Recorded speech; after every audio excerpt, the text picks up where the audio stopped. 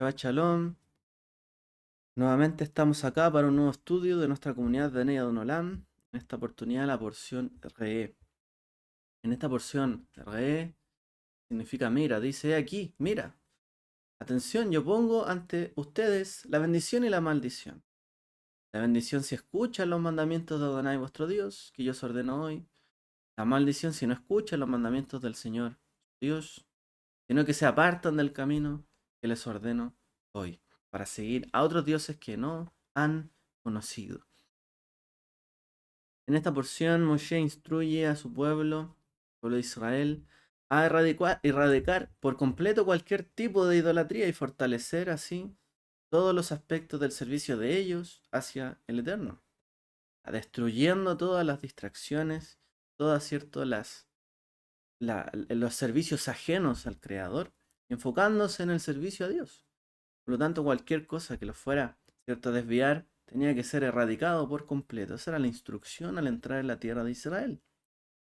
Todas las ofrendas que se presentaran debían ser llevadas a un lugar escogido, es decir, el lugar, cierto, donde iba a estar el futuro Hamikdash, el santuario, el templo, para que toda adoración fuera un acto, cierto, de humildad, desinterés y no por una necesidad egoísta.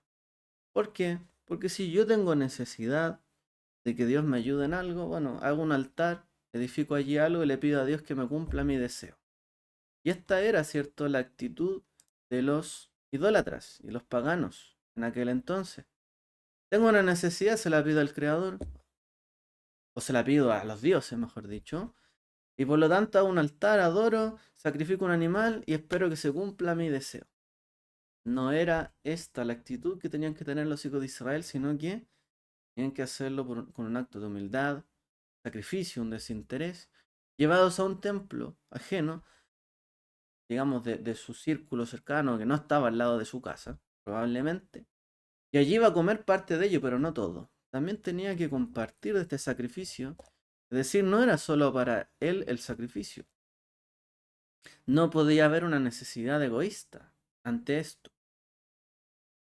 Un peligro aún mayor para cada uno de nosotros también es el deseo innato que tenemos de comprometer o asimilar que la Torá pueda ser comparada o realizada de manera similar a otras formas de adoración. Y no podemos permitir esto.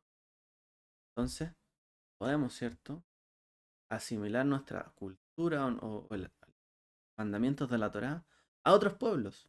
Por lo tanto, tenía el pueblo que tener mucho cuidado.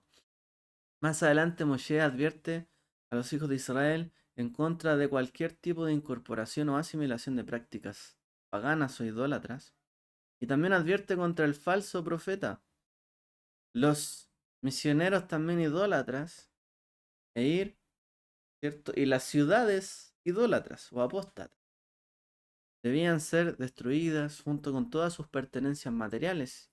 No debían aprovechar, ¿cierto?, de botín de estos lugares, ya que podían, ¿cierto?, ser llevados a tomar estas cosas, este botín de la idolatría y luego practicarlos. Cuando nosotros actuamos conforme a la voluntad del Creador, declaramos también que Dios tiene Dios existe, porque actuamos conforme a su voluntad. Y mientras exista la voluntad de alguien, todavía persiste, ¿no?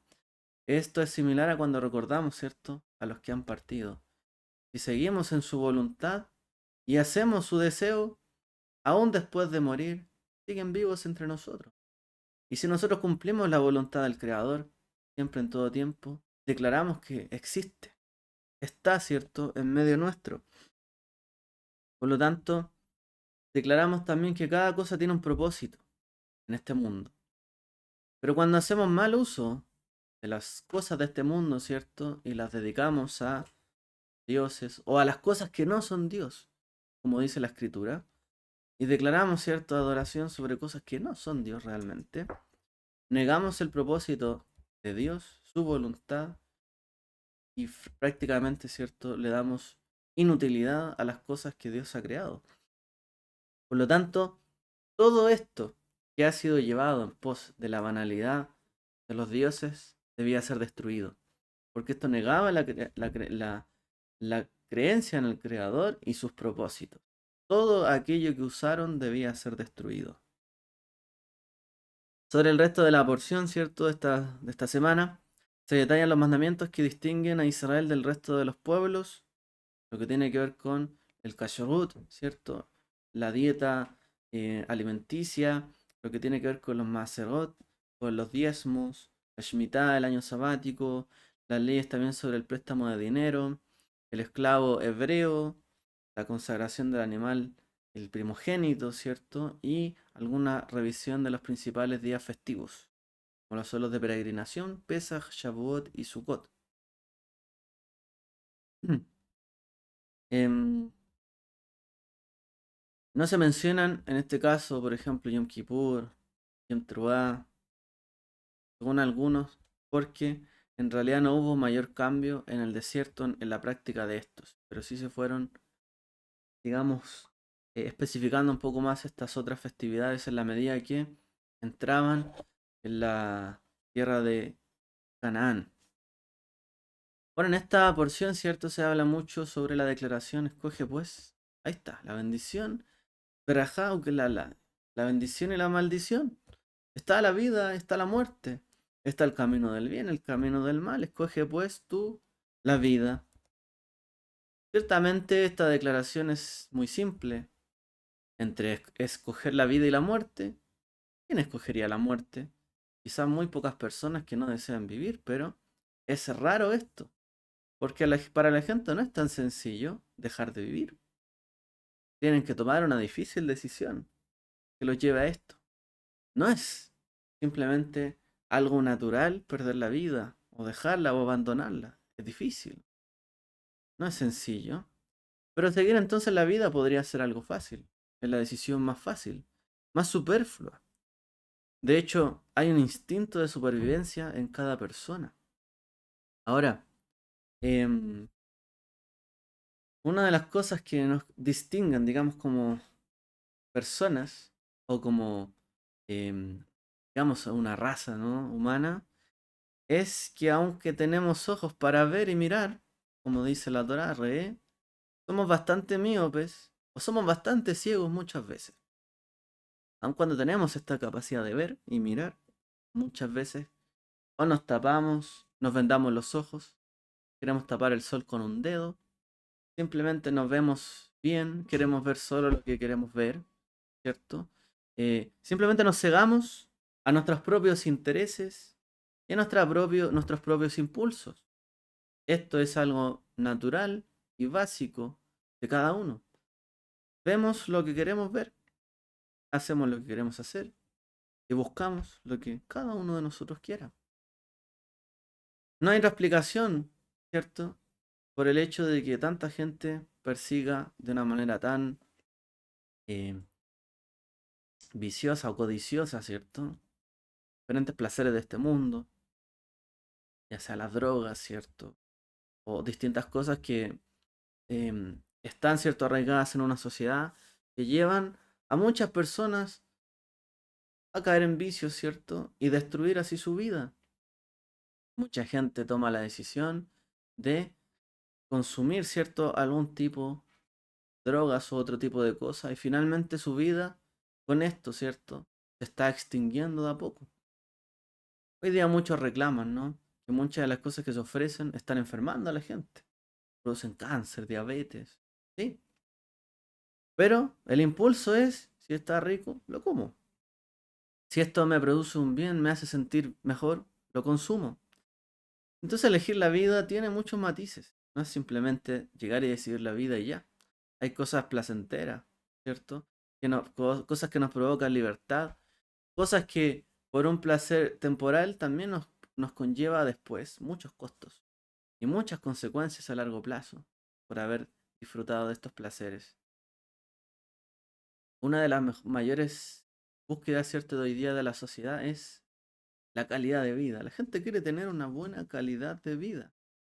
Pero nos preguntamos entonces, ¿la gente se conduce siempre para tener la mejor calidad de vida?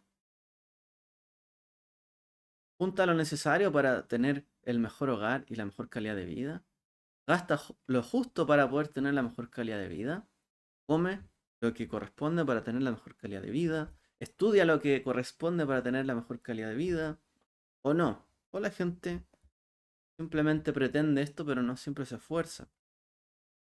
Es difícil, ¿cierto?, pensar en esto, porque es la decisión de cada uno, su vida, lo que elige y el camino, lo que los lleva o no a tener esa ansiada calidad de vida. Finalmente, es una decisión personal. Pero hoy día, ¿cierto?, estamos llenos, por así decirlo, de tragedias en esta sociedad donde la gente, en vez de elegir el oro, cambia el cobre por el oro. La gente suele cambiar, ¿cierto?, lo que les hace bien por lo que no les aprovecha. Y esto, ¿cierto?, es algo que quizás todos sufrimos de alguna forma. La parasha dice, Reanoji, Naten lifnei mayon berhauk lala. Mira que pongo delante de ustedes la bendición y la maldición. Re Anoji, mira, yo. ¿Quién dice esto? Moshe. Re Anoji, mira, yo. Yo. He aquí yo. Yo pongo ante ustedes. O sea, Moshe está tratando de convencer de que ellos elijan los placeres del mundo venidero. Placeres del reino de los cielos, como se dice. Que rechacen los placeres fugaces de este mundo. Pero solo aquella persona que tuviera una clara idea sobre este mundo venidero y este reino de los cielos podría saber realmente qué tiene que ofrecer. O sea, si Moshe no conociera los placeres del mundo venidero o del reino de los cielos, ¿por qué entonces pondría ante ellos lo que es la bendición y la vida y el bien si no los conociese? Y también por el otro lado, si no conociese en realidad lo que es maldición y el mal. Tiene que haber, digamos, cierto, un testimonio concreto, real, para que estas palabras tengan un efecto verdadero, ¿no?, en las personas. Si no tuviéramos claridad de lo que vendría por obedecer la Torá, ¿quién haría las cosas bien? Sin un conocimiento de primera mano, también de los placeres de este mundo, los demás hubiesen dicho, bueno, en realidad el mundo tiene más que ofrecer. ¿Qué me estás prometiendo tú? Que deje los placeres de este mundo y siga los placeres del mundo venidero, pero en realidad no estaríamos, ¿cierto?, hablando de lo mismo. Moshe dijo, Re'e Anoji, mírenme a mí, mírame yo, miren yo, o sea, mírenme. ¿Quién era Moshe?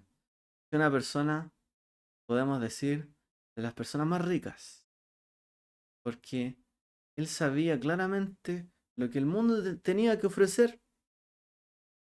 Moshe también, a su vez, estuvo, ¿no?, en la casa del palacio del faraón. Fue también, tuvo que huir, estuvo a punto de irse preso, fue exiliado, vivió también en malas condiciones, fue pastor de ovejas, no le creyeron, pero también a su vez después subió al monte Sinaí, entró al reino de los cielos. Aquí no dice como Pablo y ascendía al reino, al tercer cielo, pero Moshe vio las espaldas, la espalda del Creador. Él vio y ascendió, fue transportado, ¿cierto?, a otra dimensión, por así decirlo. Él vio claramente lo que era el eterno y lo que el mundo venidero podía ofrecer. Entre todas las personas, Moshe podía decirnos realmente qué es bendición y qué es maldición. Elijan sabiamente. Van a escoger el camino de la Torá. Hay mucho bien y mucha bendición, el camino del mal. Mucha perdición, exilio y mucha dureza, ¿cierto?, en el camino. Muchas veces la gente, ¿cierto?, cuestiona que como solamente conocemos placeres físicos y no espirituales, ¿cómo entonces podría una persona trabajar toda la vida por los placeres espirituales que en realidad no se conocen del todo o bien? Yo puedo conocer más claramente los placeres de este mundo, pero los placeres espirituales, ¿cómo los puedo palpar? Es difícil. Entonces la gente muchas veces no quiere seguir este camino del bien y la vida y la bendición porque es difícil de palpar. La bendición, ¿qué es la bendición? Pero en cambio los placeres de este mundo, sí, yo sé, los puedo palpar y prefiero buscar en ellos mi bendición. Pero la verdadera bendición que el Eterno está hablando no parece tan palpable. Ahora, si tuviéramos que escoger entre diferentes placeres, ¿qué escogeríamos? Si pudiéramos comer todo el tiempo nuestro plato favorito, algo totalmente físico, y siempre pudiésemos comer el plato más rico, más delicioso. Por otro lado, si tuviéramos la oportunidad de hablar y conectar con una persona que está sumamente deprimida y la podemos ayudar, ¿qué elegimos? Comer todos los días un plato de comida que me encanta, siempre va a ser mi favorito, o acceder a la oportunidad de siempre poder ayudar a alguien que está sufriendo, ¿cierto? O en una condición mala. ¿Qué escogeríamos? Bueno, hay gente que solamente puede llegar a pensar en los placeres físicos de este mundo, pero hay otros placeres, ¿cierto?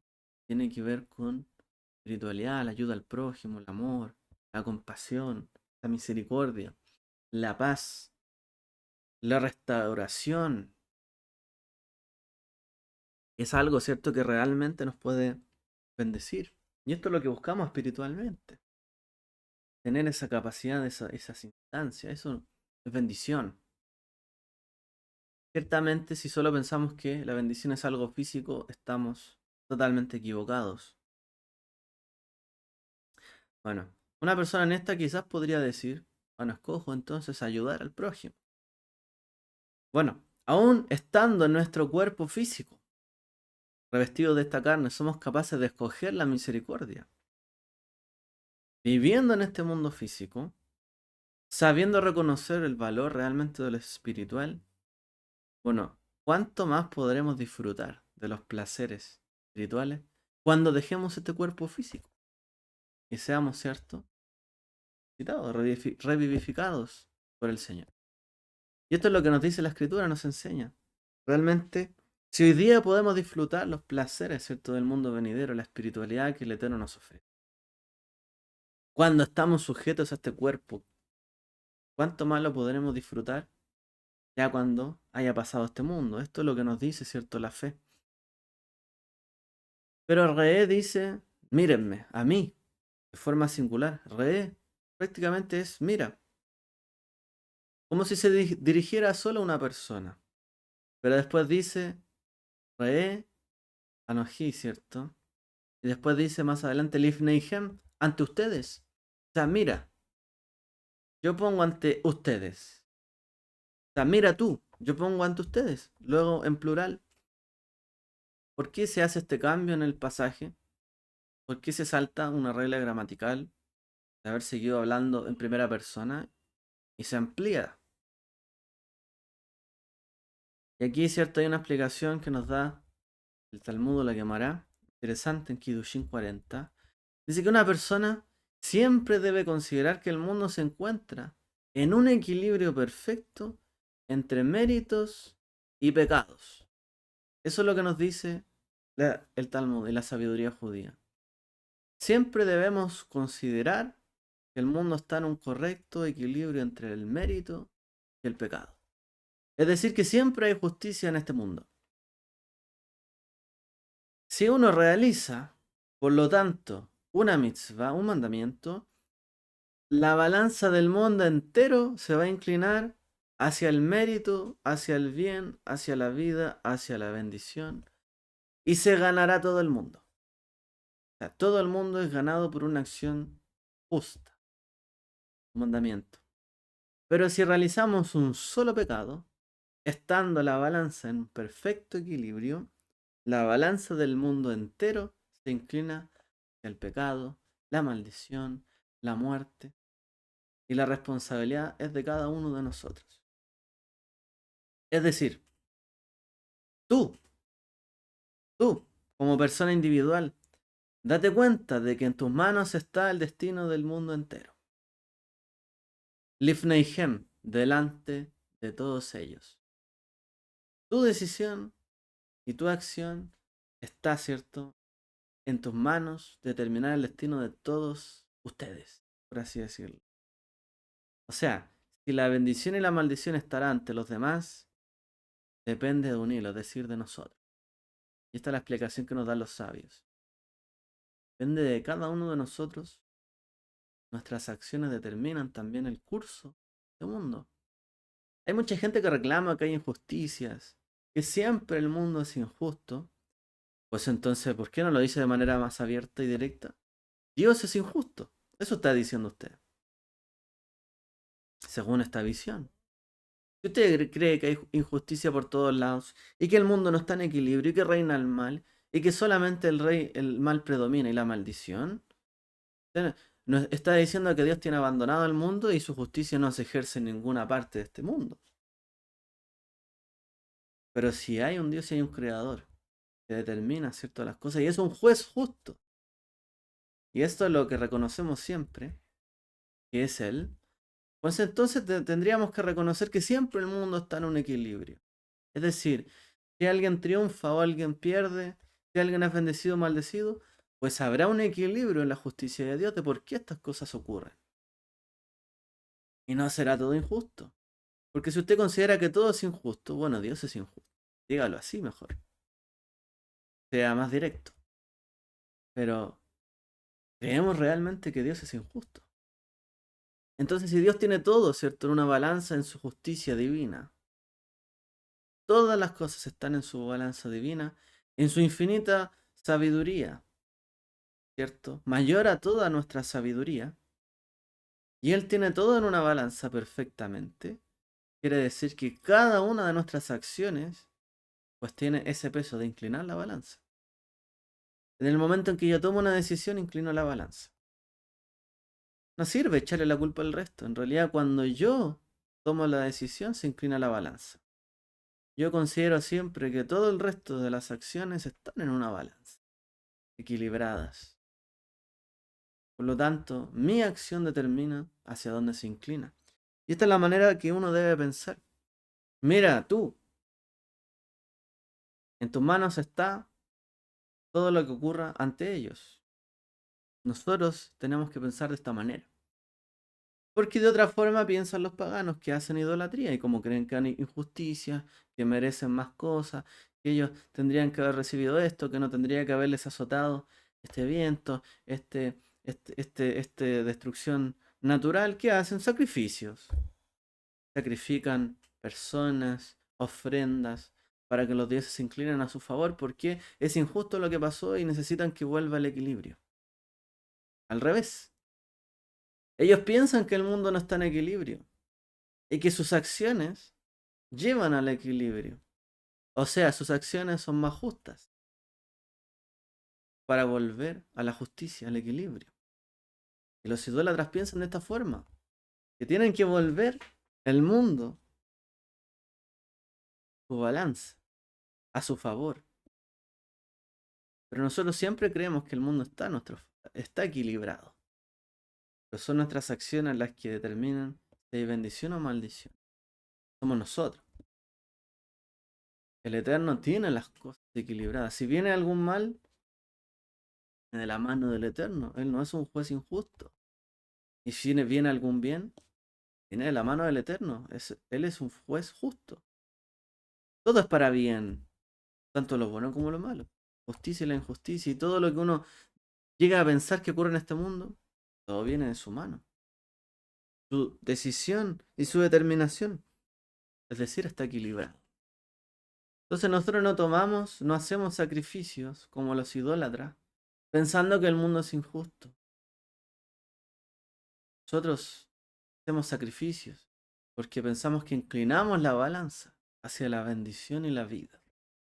Cada vez que hacemos una acción, porque el mundo ya está en una balanza. Y esto es la diferencia, ¿cierto?, de nuestro pensamiento al de los paganos. Ellos que pretendían levantar altares en todo lugar. nosotros decimos no. Se levanta un altar, pero para inclinar la balanza hacia el bien. En un lugar, ¿cierto?, donde siempre se escoja la vida, donde siempre se haga el sacrificio realmente de corazón, por humildad y se haga un buen servicio. Y no cualquier servicio, cualquier acción humana, ¿cierto? O cualquier sacrificio llevará a inclinar la balanza. El mundo que ofrece sacrificio y pide cosas en este mundo, pensando que el mundo es injusto, en realidad es como hacen los paganos y los idólatras. Nuestra porción, ¿cierto?, nos habla de esto de manera singular. Cada uno de nosotros tiene que tomar esta decisión. También nos habla de los Macerot. Y en el fondo, todas estas son cosas, ¿cierto?, que nosotros, por así decirlo, sacrificamos. El que da a partir del 10, es decir, el diezmo. También nos habla de nuestra actitud ante la muerte. Dice, Vanim atem la Hashem Elohim lo tisgodu. En la Torah. Ustedes son los hijos del Eterno. Ustedes son hijos del Eterno. No se hagan daño. No se lastimen. Entre ustedes. Dísela para allá. Ustedes son hijos del Eterno, vuestro Elohim. No se hagan daño. Cuando los gentiles, llamemos así, ¿cierto?, a todo el que no crea en esta fe, ¿qué hacían? Y esto es lo que dice, ¿cierto?, el Brit Hadashah también. Cuando se enteran de que alguien muere, se rasgaban, se cortaban, se mutilaban, se tatuaban en la agonía. Pero ¿qué dice la Escritura? Mas ustedes son hijos del Eterno, vuestro Dios. No se lastimen, no se hagan daños. Porque la conexión entre ser hijos del Eterno y la prohibición, ¿cierto?, de esta muestra de angustia, que es el cortarse, mutilarse o marcarse, se explica, ¿cierto?, de diferentes formas. Veamos. Comenta los Balei Tosafot que una persona al perder a un familiar cercano se siente reconfortada al saber que aún tiene otros parientes cercanos. O sea, Banim Atem la Hashem Elohim. Ustedes no son huérfanos. Ustedes son hijos del Eterno, vuestro Dios. Ustedes no son huérfanos. Son hijos del Eterno.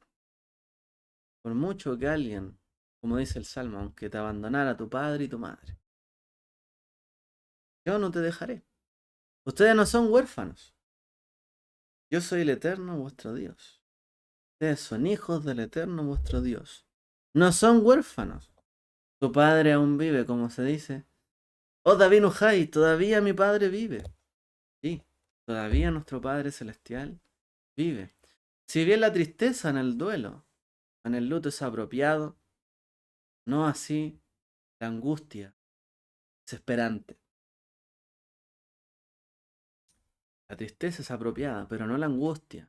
Al nivel de que una persona quiera o pretenda, ¿cierto?, rasgarse la piel, mutilar su cuerpo. Una vez, una mujer vio a los nazis asesinar a su único hijo. Dice esta historia, la mujer miró al cielo y gritó, Ribono Shelolam, amo del universo, hasta ahora he dividido mi amor entre ti y mi hijo, pero ahora mi amor por ti es indiviso, que no está dividido. Aunque este nivel quizás está muy elevado, ¿no?, y fuera del alcance quizás cercano, decir, bueno, antes dividía mi amor entre aquel y tú, ahora que no estás, solo lo tengo hacia ti.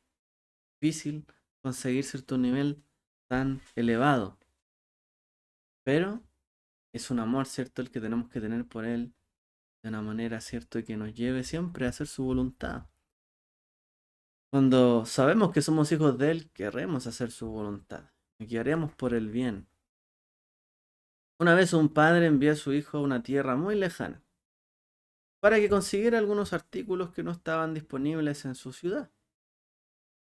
El hijo vivió allí durante un largo tiempo, construyó muchas relaciones cercanas, ¿cierto? Hizo amigos, etc.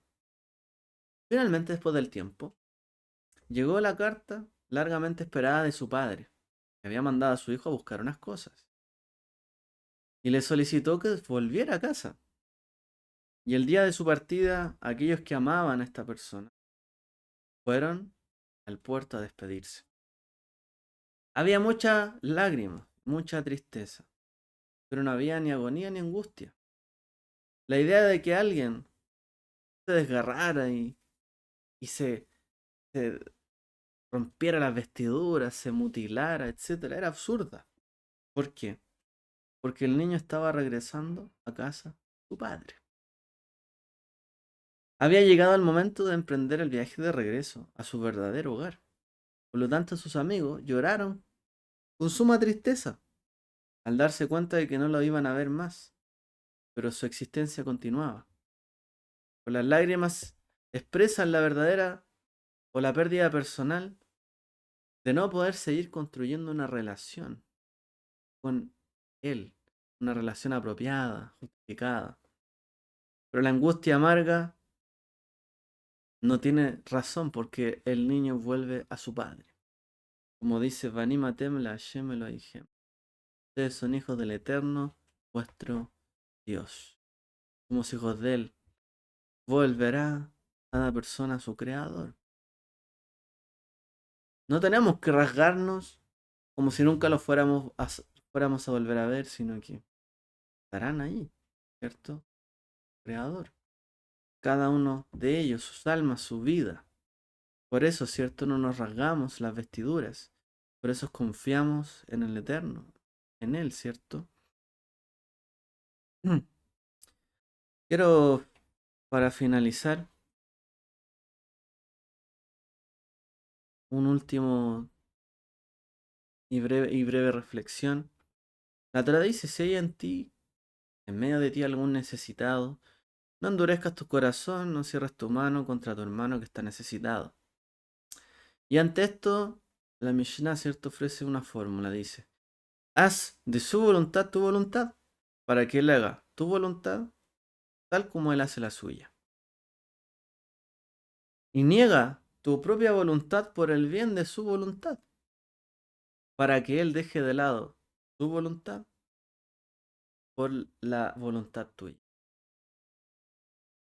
O sea, hay que hacer, y Yeshua, ¿cierto?, también lo dijo, la voluntad del Creador como si fuera nuestra voluntad, para que Él haga nuestra voluntad como si fuera su propia voluntad. Ser uno en la voluntad con Él. Bueno, los sabios nos advierten que dos cosas. No tenemos que reaccionar ante las cosas que nos están prohibidas como si nos fueran repugnantes. ¿A qué me refiero con esto? Los sabios dicen, no digas, sería incapaz de comer cerdo. Me parece asqueroso comer cerdo. No digas eso, dicen los sabios. Más bien di, me siento atraído por ello. Me da curiosidad. ¿Pero qué puedo hacer entonces? Si mi Padre Celestial decretó contra ello. O sea, el Eterno dijo que no lo debíamos comer, por eso no lo como. Pero no digo, me es repugnante aquí y allá, porque el día que lo prueba a lo mejor le gusta. Era todo eso mentira. Y no es que naturalmente no comía cerdo, sino que Dios dijo no comerás. Y ese es el camino que seguimos. Ese es el camino. Mi padre decretó contra eso. Tal cual el padre le dice, no harás esto, haz esto. ¿Y por qué? El padre me lo dijo. Diría lo mismo acerca de las afirmaciones afirmativas. Es decir, una persona no debe afirmar que tiene la inclinación natural a hacer el bien.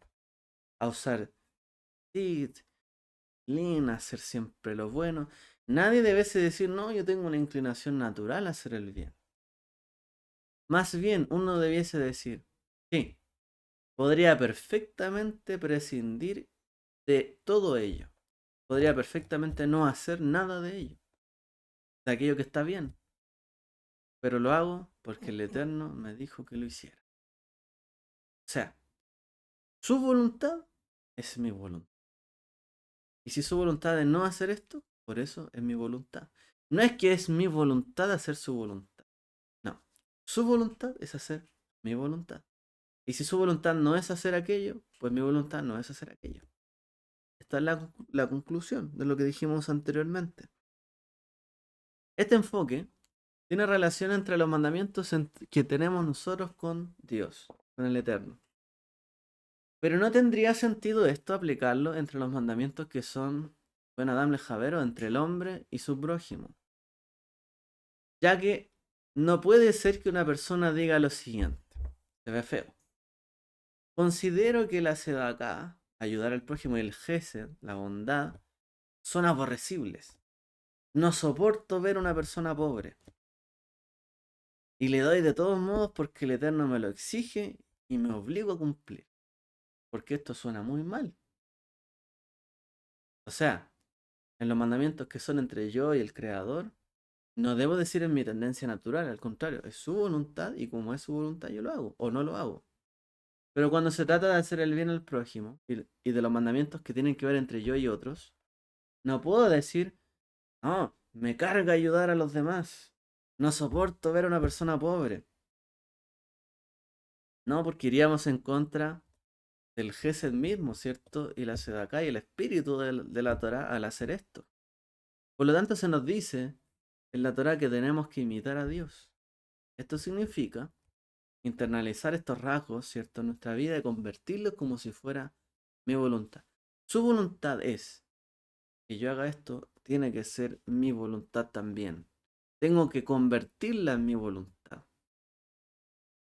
Si Dios es compasivo, yo también tengo que ser compasivo. Si Dios es justo, yo también debo ser justo. Si Dios hace sedacá y hace salir el sol para justos e injustos, yo también tengo que hacer sedacá. O sea, muchas mitzvot y muchos mandamientos que traen la bendición del Creador, nos dice esta para allá, tiene que ver con nuestra conducta con los semejantes. Tenemos, por lo tanto, en estos casos que hacer la voluntad del Creador como si fuera nuestra propia voluntad. Y ahí decir, sí, en realidad lo hago por amor al pobre. Dios ama al pobre, yo también amo al pobre. Y de esa forma la gente nos ve un testimonio humilde. Esta persona de verdad quiere ser como Dios y aprender de él y su testimonio. Pero si alguien dice, no, naturalmente hago el bien, la gente lo va a ver como alguien arrogante, egoísta. No, dice que hace siempre lo bueno, mentira, yo lo he visto hacer otras cosas. Por eso se dice, aunque me cueste hacer esto, yo trato de hacer su voluntad, mi voluntad. Y la gente va a ver que humildemente usted está tratando de ir en contra de su naturaleza por hacer el bien. Y usted va a ser bien visto ante otros. Y esto, ¿cierto? Es lo que nos da el seguir el camino del Creador. Y esto es lo que también nos trae bendición. Porque seremos bien vistos ante los ojos de otros y ante los ojos del Creador. Por lo tanto, tenemos que esforzarnos, ¿cierto? En hacer las cosas que Dios nos pidió hacer. No realizar las cosas que Dios nos pidió no realizar. No apegarnos, ¿cierto?, a los idólatras. Saber que el mundo está balanceado y que mis acciones son las que determinan hacia dónde se inclina la balanza. Y si mi balanza la inclino hacia la voluntad del Creador, y si esa la convierto en mi voluntad, realmente tendré bendición en este mundo, vida y bien en todo el mundo por venir. Que el Eterno nos bendiga a todos. Shabbat Shalom.